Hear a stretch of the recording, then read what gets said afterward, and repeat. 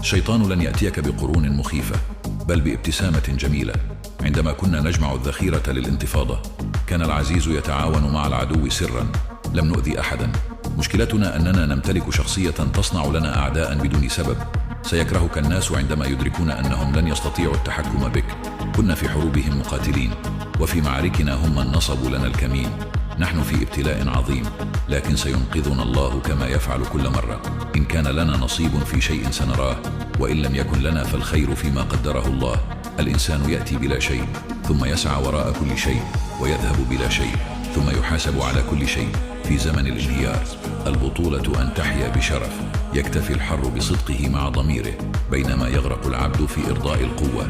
إنهم لا يدركون أننا نصبر على أخطائهم كثيرا حتى لا نخسرهم، ولكن نهاية هذا الصبر هجر للأبد. نحترم من يحترمنا، أما الكبير فهو الله.